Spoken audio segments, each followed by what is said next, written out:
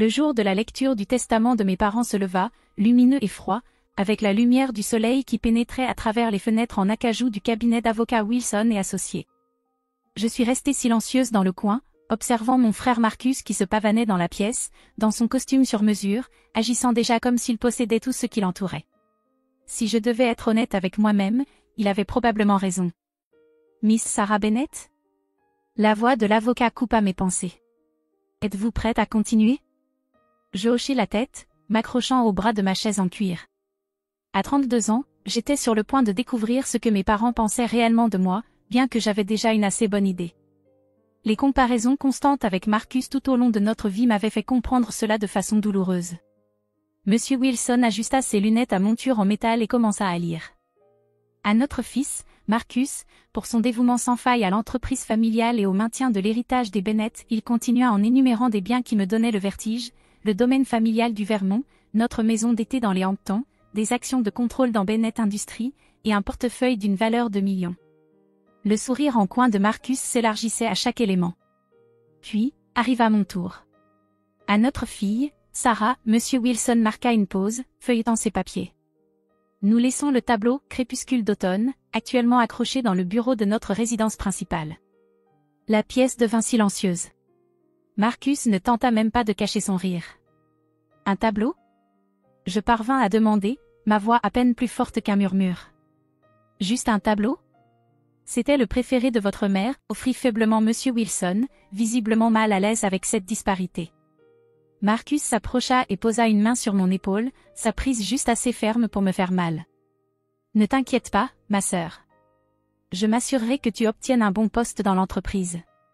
Peut-être dans le bureau de poste. » Je repoussai sa main et me levai. La fortune de la famille Bennet, construite sur 3 générations, appartenait désormais entièrement à mon frère. Tout ce que j'avais, c'était un seul tableau, quelque chose que ma mère avait acheté dans une petite galerie il y a des années. J'avais toujours trouvé cela joli, une scène forestière au crépuscule avec de curieuses formes géométriques cachées parmi les arbres, mais ce n'était pas exactement un héritage équitable. « Est-ce tout ?» demandai-je à Monsieur Wilson. Il hocha la tête avec sympathie. « Le tableau doit être récupéré dans les 7 jours. » Je partis sans dire un mot de plus, ignorant les appels de Marcus derrière moi. Le trajet jusqu'à la maison de mes parents, qui était maintenant la maison de Marcus, semblait irréel. Les gardes à l'entrée me lançaient des regards suspicieux mais me laissèrent passer quand j'expliquais qu'il s'agissait du tableau. À l'intérieur, la femme de ménage, Margaret, me rencontra les larmes aux yeux. « Oh, Miss Sarah » murmura-t-elle, me serrant dans ses bras. « Ce n'est pas juste, ce qu'ils t'ont fait. » Je la serrai contre moi, luttant contre mes propres larmes. Margaret avait été plus une mère pour moi que ma propre mère parfois. Elle m'aida à décrocher le tableau du mur du bureau, le repliant soigneusement dans une couverture. « Votre mère passait des heures à fixer ce tableau, » dit Margaret doucement. « Surtout ces derniers mois. Parfois, elle marmonnait des chiffres et des motifs.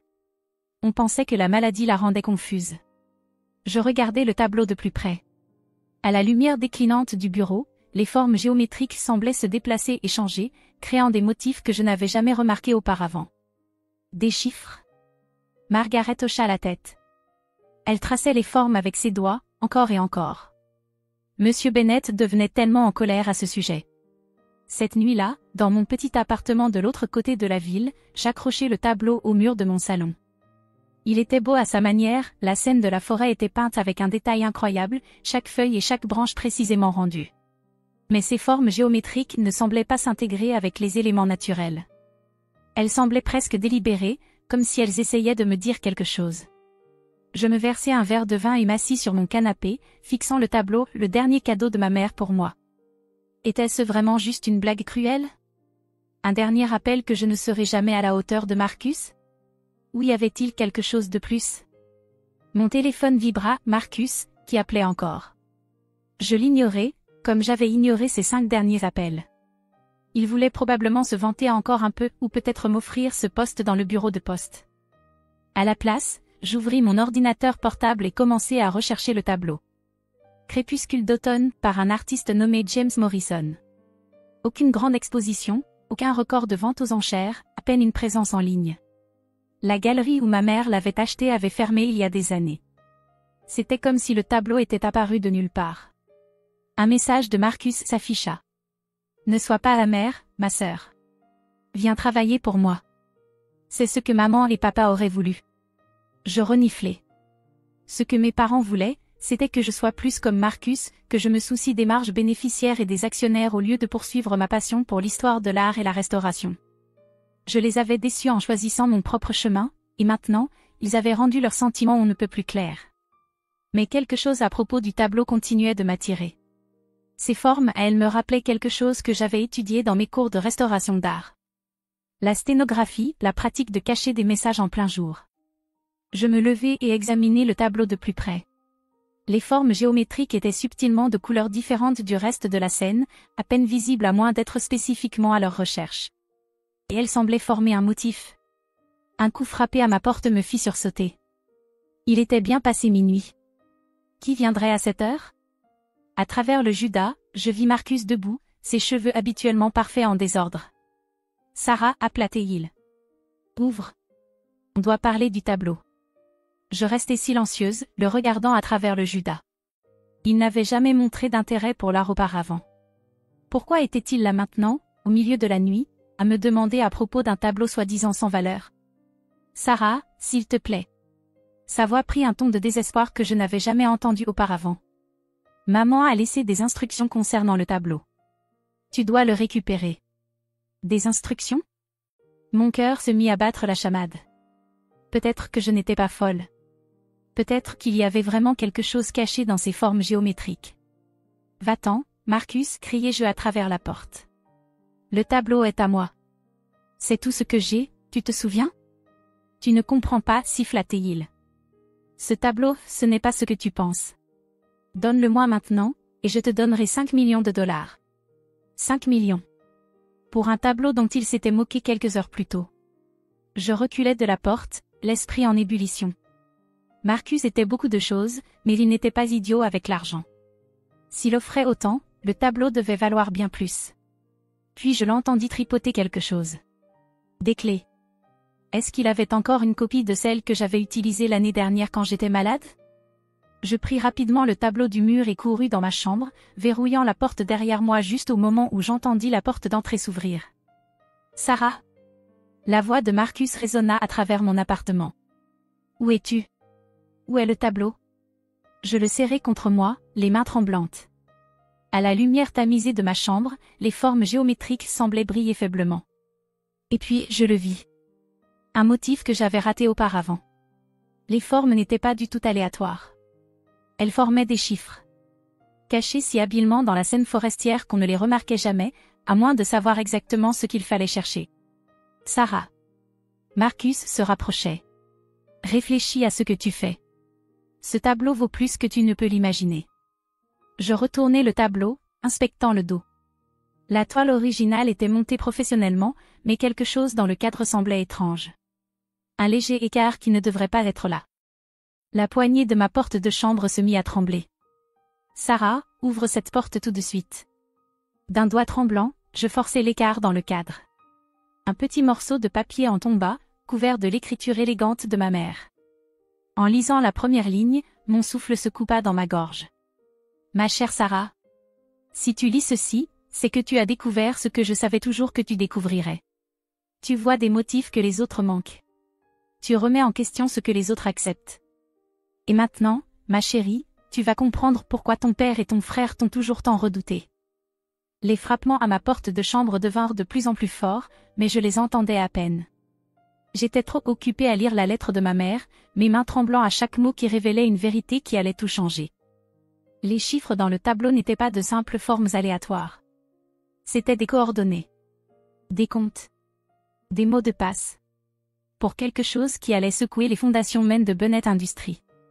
Et mon frère, qui continuait de crier dehors, n'avait aucune idée que son monde parfait était sur le point de s'effondrer.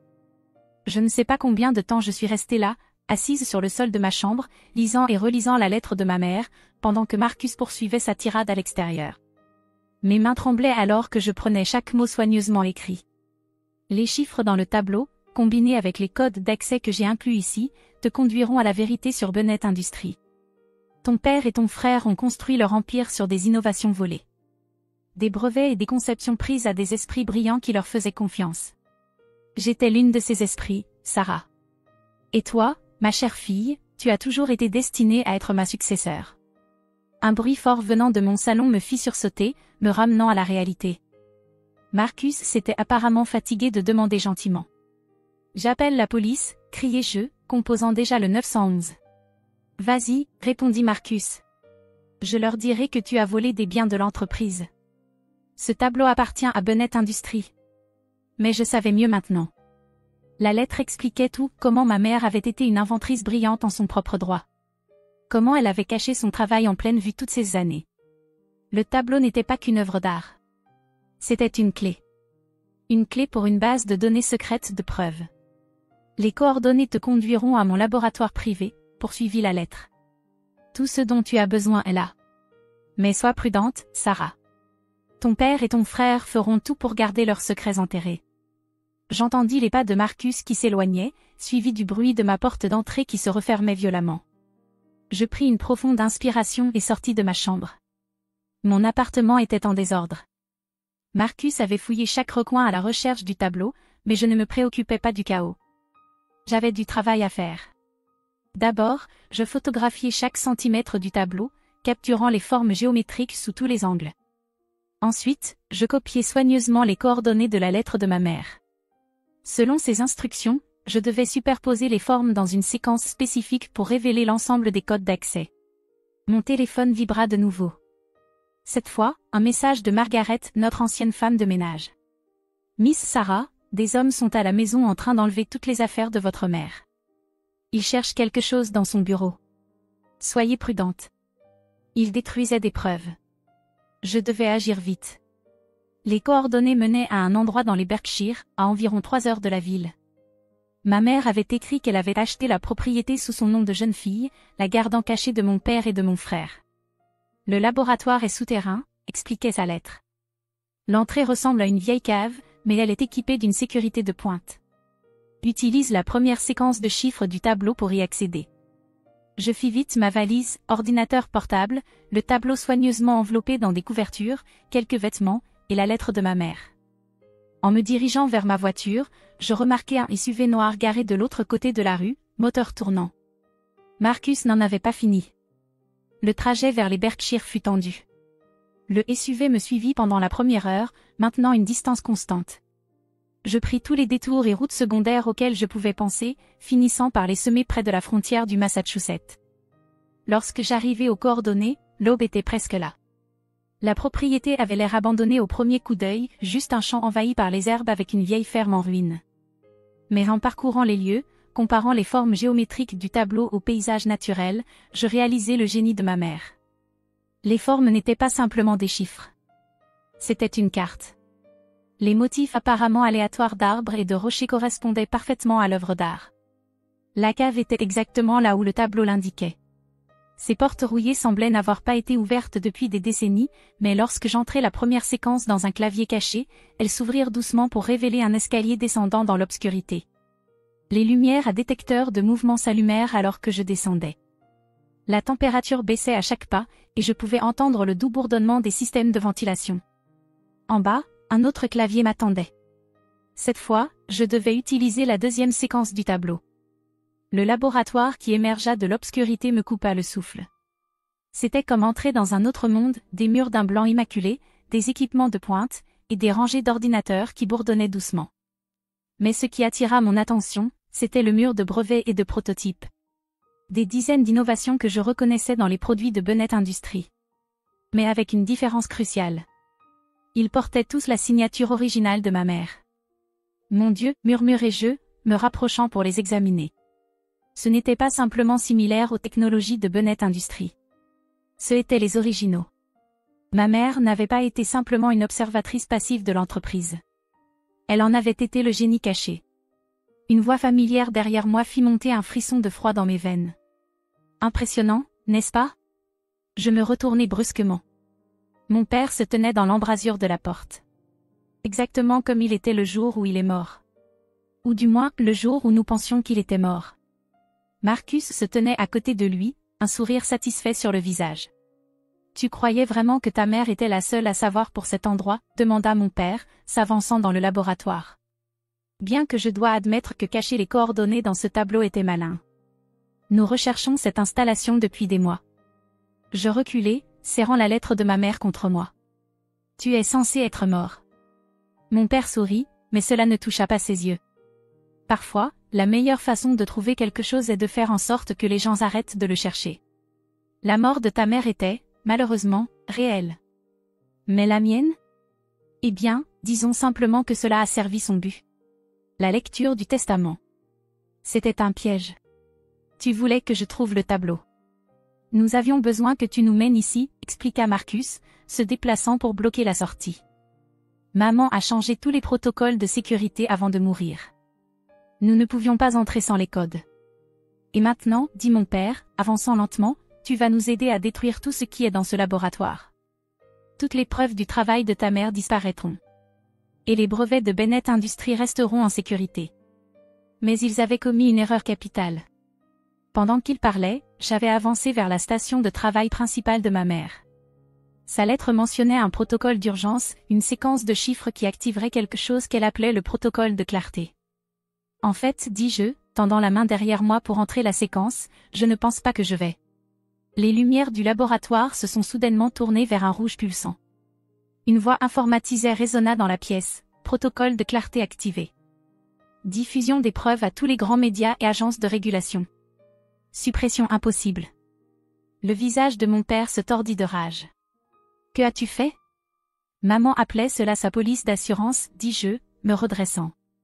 Chaque pièce de preuve dans ce laboratoire vient juste d'être transmise à des centaines de lieux sécurisés. Des brevets. Des preuves de vol. Des documents frauduleux. Tout. Bennett Industries est sur le point de faire face à des questions très embarrassantes. Marcus se jeta en avant, mais il était trop tard. Des alarmes retentirent. Les systèmes de sécurité du laboratoire s'activèrent, scellant toutes les sorties. Nous étions enfermés. Ensemble. Avec la vérité qui allait détruire leur empire. Elle savait, continuai-je, voyant leur visage pâlir.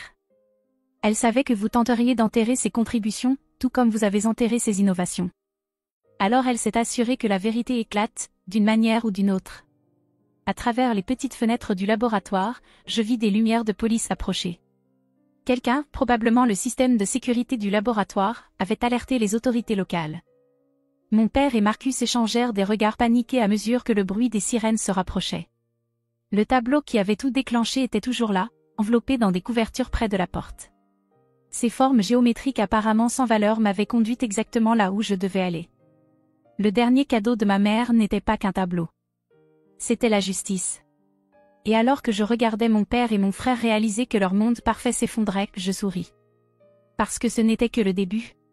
La véritable histoire de Bennett Industries était sur le point d'être racontée. Et cette fois, personne ne pourrait cacher la vérité. Les 48 heures suivantes passèrent dans un tourbillon de déclarations policières, de reportages et de chaos corporate. Je regardais depuis ma chambre d'hôtel alors que l'action de Bennett Industries chutait, des années de mensonges soigneusement construits se dénouant en temps réel. Le PDG de Bennett Industries retrouvé vivant, arrêté pour fraude. Le géant de l'entreprise construit sur des brevets volés. La revanche de la mère, le génie caché derrière Bennett Tech. Mon téléphone n'avait pas cessé de sonner depuis que l'histoire avait éclaté. Des journalistes. Des avocats. Des anciens employés. Tout le monde voulait entendre mon côté de l'histoire. Mais j'étais intéressé par un seul appel. Margaret. Notre ancienne femme de ménage. Elle avait encore des révélations à partager. Ta mère savait que ce jour viendrait, me dit-elle, la voix chargée d'émotion. C'est pourquoi elle m'a fait promettre de te donner ceci, après que la vérité soit sortie. 1 heure plus tard, je m'assis dans le petit salon de Margaret, tenant une autre lettre de ma mère. Celle-ci était différente. Pas des instructions. Pas des coordonnées. Mais une histoire. Son histoire. Ma chère Sarah, commença-t-elle. Maintenant que tu sais la vérité sur Bennett Industries, il est temps que tu comprennes ton propre histoire. Tu n'as jamais été moins que ton frère. Tu étais toujours destiné à quelque chose de plus. En lisant, les morceaux de ma vie commencèrent lentement à se mettre en place. Ma mère n'avait pas été juste une autre victime des manigances de mon père. Elle avait joué un long jeu. Elle m'avait préparé pour ce moment depuis le tout début. Ces cours d'histoire de l'art que j'avais suivis? Ce n'était pas une perte de temps, comme mon père l'avait affirmé. Il m'avait formé à repérer des motifs, à comprendre des significations cachées sous les yeux de tous. Mon travail en restauration? Il m'avait appris la patience, la précision, la capacité de reconstruire la vérité à partir de fragments. Chaque fois que ton père t'éloignait des affaires, écrivit ma mère, chaque fois qu'il favorisait Marcus, il t'aidait inconsciemment à te préparer pour cela. Ce moment. Tu as appris à penser différemment, à voir ce que les autres manquaient. Tandis que Marcus apprenait à entretenir les mensonges, toi, tu apprenais à les exposer. Un coup frappé à la porte de Margaret interrompit ma lecture. Une femme en costume impeccable se tenait à l'extérieur, tenant une mallette. Mademoiselle Bennet, je suis Alexandra Chin de la SEC. Nous devons discuter des brevets de votre mère. Les heures suivantes furent un cours accéléré sur l'étendue des préparatifs de ma mère. Elle n'avait pas seulement documenté les brevets volés. Elle avait continué à inventer, travaillant en secret dans son laboratoire souterrain. Les coordonnées du tableau avaient mené non seulement à des preuves de vol passé, mais aussi à des innovations qui pourraient transformer l'industrie. Votre mère a déposé ses brevets sous une fiducie, expliqua Alexandra, étendant des documents sur la table basse de Margaret. Une fiducie qui vous désigne comme la seule bénéficiaire. Mes mains tremblaient en regardant la paperasse. Des dizaines de brevets, tous légalement protégés, tous maintenant en ma possession. Pas seulement les anciennes innovations volées par mon père, mais de nouvelles, des années en avance sur la technologie actuelle. Bennet Industries ne vous doit pas seulement une restitution pour les brevets volés, continua Alexandra. Ils ont construit toute leur infrastructure autour de la technologie de votre mère. Ils ne peuvent pas fonctionner sans elle. Alors, qu'est-ce que cela signifie, demandai-je, bien que je commençais à comprendre. Ça signifie, mademoiselle Bennet, que vous contrôlez maintenant effectivement l'entreprise qui vous a rejeté. Pendant que mon père et Marcus étaient en prison en attendant leur procès, je suis entrée le matin suivant dans le siège de Bennet Industries, non plus en tant que fille oubliée, mais en tant que nouvelle propriétaire. Le conseil d'administration, désespéré de sauver l'entreprise d'un effondrement complet, n'avait d'autre choix que d'accepter mes conditions. Debout dans l'ancien bureau de mon père, j'ai trouvé une autre surprise, un coffre-fort caché derrière le tableau qui y avait autrefois été accroché. La combinaison? La dernière séquence de chiffres du tableau de ma mère. À l'intérieur se trouvait un journal personnel détaillant chaque innovation qu'il avait volée, chaque inventeur qu'il avait trahi. Mais plus important encore, il contenait une liste de noms, des personnes comme ma mère, qui avaient été privées de la reconnaissance qui leur revenait. Un mois plus tard, je me tenais sur une scène lors d'une conférence de presse convoquée en urgence, annonçant la nouvelle direction de l'entreprise. Bennet Industries a été construite sur des rêves volés, ai-je dit à la foule rassemblée. Aujourd'hui, nous commençons à redresser la situation. Nous créons une fondation pour indemniser chaque inventeur qui a été lésé par la gestion précédente. Mais plus que cela, nous transformons l'entreprise en ce qu'elle aurait dû être depuis le début, un incubateur pour l'innovation, où les esprits brillants sont célébrés, pas exploités. Le tableau qui avait tout déclenché est maintenant accroché dans mon nouveau bureau, un rappel que parfois les choses les plus précieuses sont cachées sous nos yeux. Les formes géométriques qui cachaient autrefois le secret de ma mère représentent maintenant autre chose, le modèle d'un avenir meilleur, bâti sur la vérité plutôt que sur des mensonges. Marcus m'a écrit depuis la prison, alternant entre menaces et supplications. Je lui ai renvoyé une seule photographie, le tableau, maintenant accroché exactement là où le portrait de notre père se trouvait autrefois. Il comprendrait le message. Son monde de tromperie était fini. Mon père est resté silencieux, mais cela n'avait plus d'importance.